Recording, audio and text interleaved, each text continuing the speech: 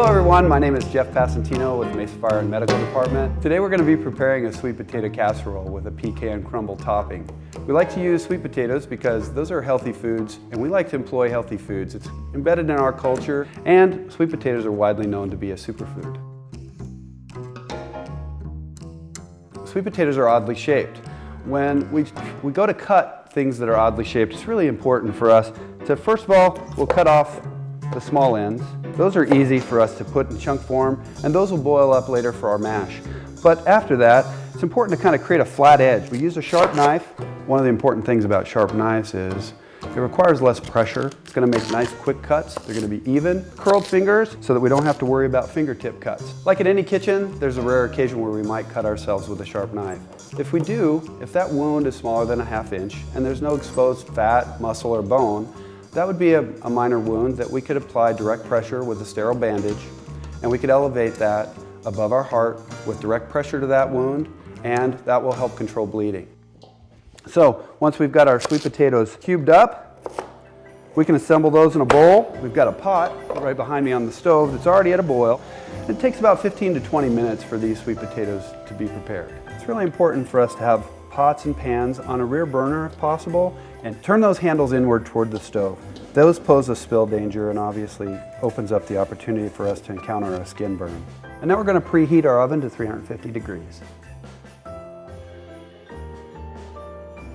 So now that we have our sweet potatoes on the boil and we're preheating our oven, it's time to make our crumble. It starts with 5 tablespoons of melted butter, 1/4 teaspoon of salt, 2/3 a cup of brown sugar, 1/2 cup of flour, and 1 cup of half pecans.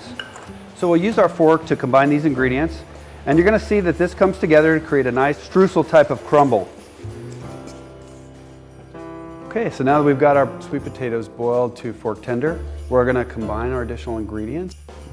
Almond milk, brown sugar, vanilla extract, melted or softened butter, 2 eggs, nutmeg, and cinnamon. So with our ingredients combined, now we're going to mash these. You can also whip these with a blender.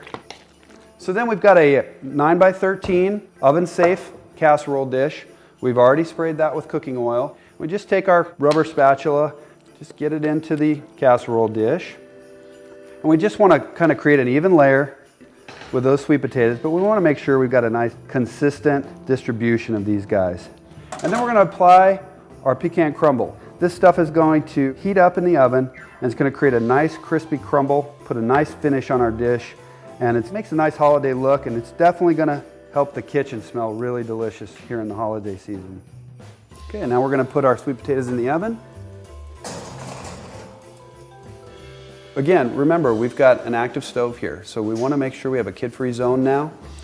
In addition, if we do have a stove fire, we want to consider the idea of having an ABC-rated dry chemical fire extinguisher present. If we don't have that, flour or baking soda can also help fight a fire, but we don't ever want to use water, especially on a kitchen grease fire. That's only going to make things worse.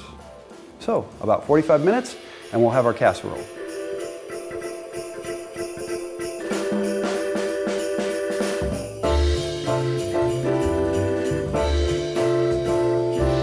So here we are, everyone. We've got our sweet potato casserole with our pecan crumble topping.